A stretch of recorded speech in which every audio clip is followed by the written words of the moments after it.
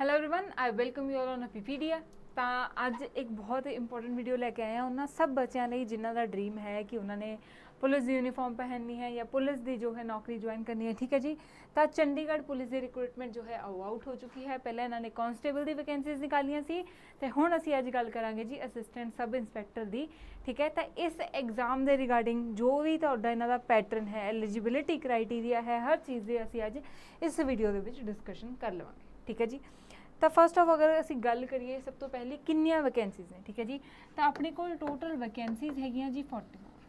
ठीक है, इन्होंने एडवरटाइजमेंट जी है वो पब्लिश करती सी 15 जून। ठीक है, डेट कदों हुई है ओपन की तुसीं अपनी एप्लीकेशन फिल कर सकते हो 21 जून तो 15 जुलाई 2023 तक। ठीक है, हजे तुहाडे कोल जुलाई का महीने के 15 दिन पूरे पे ने कि तुसीं अपनी यह जो नोटिफिकेशन है ये अपनी एप्लीकेशन फिल कर सकते हो। ठीक है जी, नाल ही नाल इन्होंने टेंटेटिव एग्जाम डेट दे दी। ठीक है, जो कि है 28 अगस्त। ठीक है, तो 20 अगस्त को जोड़ा है अपना पेपर हो जाएगा। अप्रोक्सीमेटली 2 महीने का टाइम है अपने को तैयारी करने लई।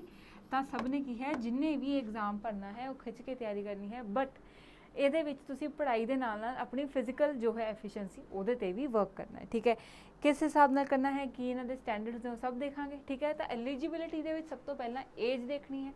ਠੀਕ ਹੈ, ਉਸ ਤੋਂ ਬਾਅਦ ਆਪਾਂ ਦੇਖਣੀ ਹੈ ਜੀ ਐਜੂਕੇਸ਼ਨਲ ਕੁਆਲੀਫਿਕੇਸ਼ਨ ਕੀ ਡਿਮਾਂਡ ਕਰ ਰਹੇ ਨੇ।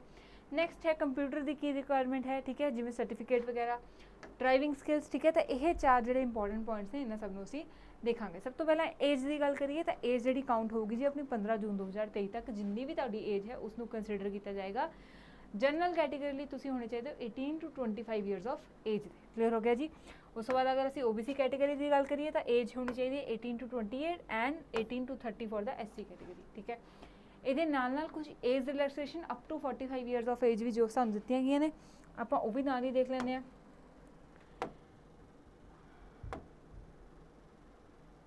ठीक है, यही हो गया अपने ऑफिशियल जी नोटिफिकेशन। ठीक है, तो एज रिलैक्सेशन की अगर आप गल करिए, ठीक है, तो एज रिलैक्सेशन है जी एक्स सर्विसमैन जो ने।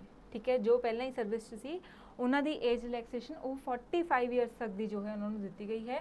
ठीक है ना, अगेन ये भी 45 ईयर जो है ये 15 जून तक ही कंसिडर की जाएगी फॉर द एक्स सर्विसमैन। ठीक है, तो वो जोड़े ऑलरेडी रिटायर्ड हो गए वर्किंग ने या डिसीजड, ठीक है, जो कि अपनी ड्यूटी के शहीद हो गए। ठीक है, तो उन्होंने 2 ईयर रिलैक्सेशन उन्होंने बच्चों फॉरवर्ड्स दे दी गई ने जो भी सर्व या रिटायर्ड ने। ठीक है, एंड 3 ईयर्स जिन्हों के सर्विस के जिन्हों की होगी डैथ होगी उन्होंने बच्चों को 3 साल की जो है एज रिलैक्सेशन दी जाएगी। ठीक है जी, और चंडीगढ़ पुलिस के ऑलरेडी जो डिपार्टमेंटल कैंडीडेट्स ने उन्होंने एज रिलैक्सेशन की है 40। ठीक है, तो एज रिलैक्सेशन तुम अपने हिसाब से देख सकते हो, बट जनरल का 18 to 25। क्लीयर हो गया जी, अगे चलते हैं हुण। ठीक है जी, एज तो अगे नैक्सट असीं की देखनी सी जी अपनी एजुकेशनल क्वालिफिकेशन। ठीक है, तो एजुकेशनल क्वालिफिकेशन में उन्होंने सिंपली सानू कोई भी ग्रैजुएशन डिग्री मंगी है फ्रॉम एनी रजिस्टर्ड जो है रिकगनाइज यूनिवर्सिटी तो। क्लीयर हो गया, सिंपल पॉइंट सीगा अपना।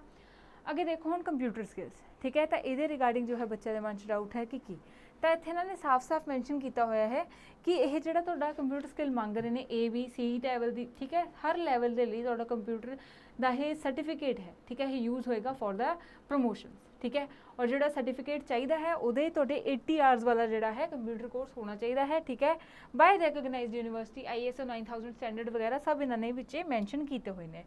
इंपॉर्टेंट चीज़ यह है जो भी candidate certificate diploma bachelor master कर चुके हैं कंप्यूटर साइंस के उन्होंने इस सर्टिफिकेट की रिक्वायरमेंट नहीं है। ठीक है जी, तो इस तरह तुहाडा यह जो सर्टिफिकेट है बहुत इंपॉर्टेंट है। तो इसे सर्टिफिकेट की एक होर चीज़ भी इन्होंने नाल मैंशन की थी आपां नूं जी कि ठीक है 15 जून 2023 तक तुहाडे कोल सारियां क्वालिफिकेशन या सर्टिफिकेट जिहड़े है वो तुहाडे पूरे हो जाने चाहिए। ठीक है, ये तुहानूं नाल ही नोटिफिकेशन दे विच उन्होंने मैंशन किया है।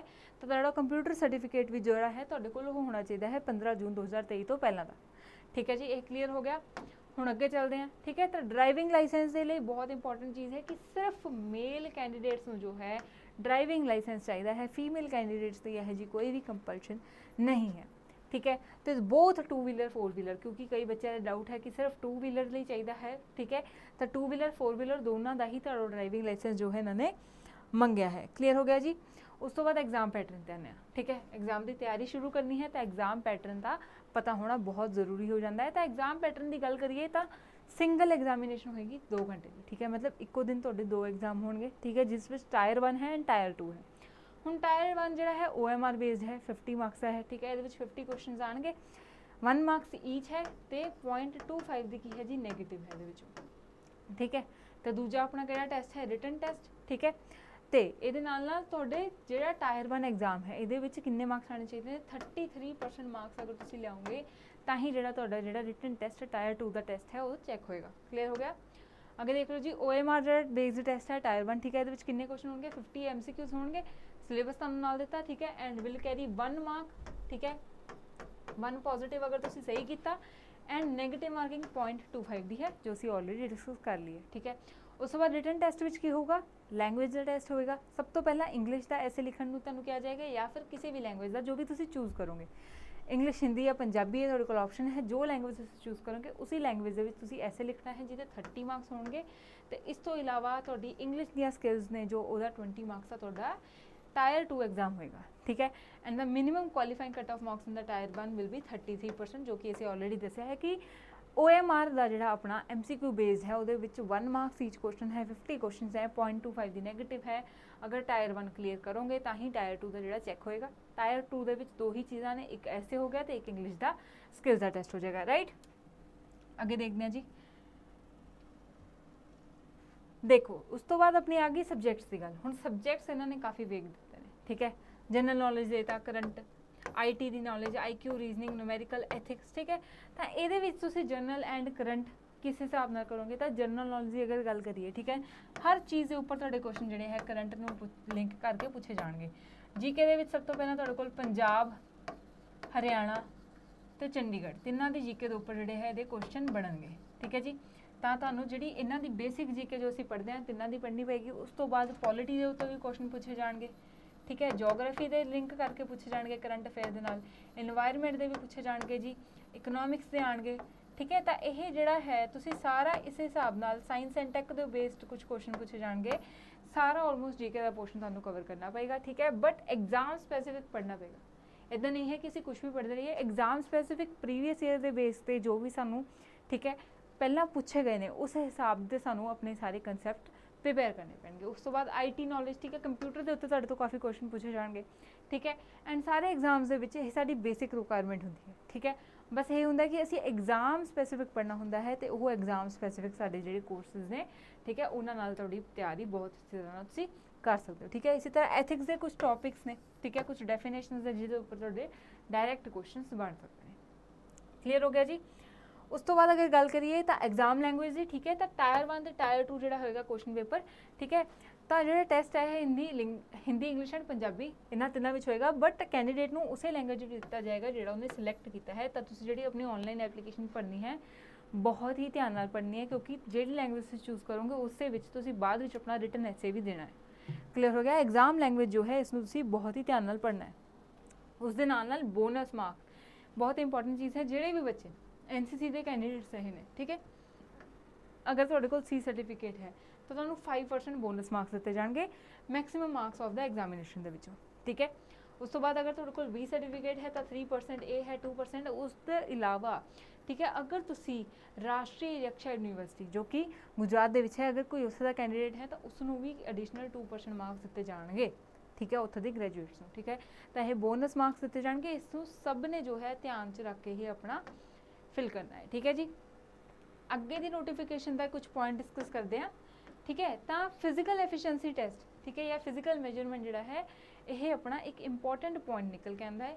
इसनूं भी आपां हुणे देख लैंदे कि की फिजिकल साडियां रिक्वायरमेंट्स उन्होंने मंगियां ने, ठीक है जी। यह आपां ने सब देख लिया, राइट। तो हुण आ गया जी अपना फिजिकल एफिशिएंसी वाला पोर्शन, ठीक है। तो फिजिकल अगर मेजरमेंट की सब तो पहला गल करिए, ठीक है, तो मेल कैंडीडेट की हाइट कितनी मंगी है जी 170 सेंटीमीटर, ठीक है। एंड नोटिफाइड है, ठीक है, या नोटिफाइड या हिल एरिया के कोई रेजिडेंट्स है तो उन्होंने 5 सेंटीमीटर जो है रिलैक्सेशन है। सिमिलरली फीमेल की अगर देखिए तो 157 जो है इन्होंने हाइट की सेंटीमीटर की डिमांड की है, ठीक है। उस तो इलावा सब जी रिलैक्सेशन ने नाल मैंशन है, ठीक है। मेल कैंडीडेट्स लिए चैसट की भी मेजरमेंट दी हुई ने, बट फीमेल लिए है एग्जैम्पटेड है, ठीक है। तो अपनी हाइट क्वालिफिकेशन ये सब देख के ही तुसी जिहड़ा है एग्जाम फिल करने वाल जाओ, ठीक है जी। उस तो अगे हुण असीं गल करते हैं फिजिकल एफिशिएंसी के जिहड़े टैसट लाए जाएंगे। तो ये 3 चीज़ां होणगियां, ठीक है, ये जी 3 चीज़ां होणगियां। फस्ट होगी अपनी रेस, ठीक है। ਰੇਸ ਬॉयज़ ਦੇ ਲਈ ਕਿੰਨੀ ਹੈ ਜੀ, ਠੀਕ ਹੈ। ਮੇਲ ਕੈਂਡੀਡੇਟਸ ਇਹ ਹੈ ਕਿ 6.5 ਮਿੰਟ ਦੇ ਵਿੱਚ ਉਹਨਾਂ ਨੇ 1600 ਮੀਟਰ ਦੌੜਨਾ ਹੈ, ਪਰ ਗਰਲਸ ਨੇ 500 ਮੀਟਰ ਦੌੜਨਾ ਹੈ 2.5 ਮਿੰਟ ਦੇ ਅੰਦਰ, ਠੀਕ ਹੈ ਜੀ। ਤੇ ਉਸ ਤੋਂ ਇਲਾਵਾ ਇਹ ਐਕਸ ਸਰਵਿਸਮੈਨ ਦੀ ਤੁਹਾਡੀ ਕੰਡੀਸ਼ਨਸ ਦੇ ਨਾਲ ਹੀ ਲੌਂਗ ਜੰਪ ਹੋਏਗੀ, ਠੀਕ ਹੈ। ਕਿੰਨੀ 12 ਫੀਟ ਤੇ 3 ਚਾਂਸਸ ਦਿੱਤੇ ਜਾਣਗੇ ਟੂ ਮੇਲ ਕੈਂਡੀਡੇਟਸ। ਗਰਲਸ ਦੀ ਕਿੰਨੀ ਹੋਏਗੀ 8 ਫੀਟ ਤੇ 3 ਚਾਂਸਸ ਦਿੱਤੇ ਜਾਣਗੇ। ਇਸ ਤਰ੍ਹਾਂ ਹਾਈ ਜੰਪ ਜਿਹੜੀ ਹੋਏਗੀ ਉਹ 4 ਫੀਟ ਦੀ ਹੋਏਗੀ, ਮੇਲ ਕੈਂਡੀਡੇਟਸ ਨੂੰ 3 ਚਾਂਸਸ ਦਿੱਤੇ ਜਾਣਗੇ, ਤੇ ਫੀਮੇਲ ਕੈਂਡੀਡੇਟਸ ਦੀ ਜਿਹੜੀ 3 ਫੀਟ ਦੀ ਹੋਏਗੀ ਤੇ 3 ਹੀ ਚਾਂਸਸ ਉਹਨਾਂ ਨੂੰ ਵੀ ਦਿੱਤੇ ਜਾਣਗੇ, ਠੀਕ ਹੈ। ਤੇ ਇਹ ਸਭ ਜਿਹੜੇ ਹੈ ਤੁਹਾਨੂੰ ਇਸ ਤਿਆਰੀ ਨੂੰ ਵੀ ਨਾਲ ਲੈ ਕੇ ਚੱਲਣਾ ਹੈ, ਠੀਕ ਹੈ। ਪੁਲਿਸ ਦਾ ਜਿਹੜਾ ਐਗਜ਼ਾਮ ਹੈ ਬਹੁਤ ਹੀ ਰੈਪਿਊਟਡ ਹੁੰਦਾ ਹੈ, ਬਹੁਤ ਜਣਿਆਂ ਦਾ ਡਰੀਮ ਹੁੰਦਾ ਹੈ, ਐਂਡ ਮੋਸਟਲੀ ਜਿਹੜੇ ਬੱਚੇ ਇਸ ਨੂੰ ਟਾਰਗੇਟ ਕਰਦੇ ਨੇ ਆਪਣੀ ਫਿਜ਼ੀਕਲ ਹੈਲਥ ਨੂੰ ਨਾਲ ਨਾਲ ਲੈ ਕੇ ਚੱਲਦੇ ਨੇ।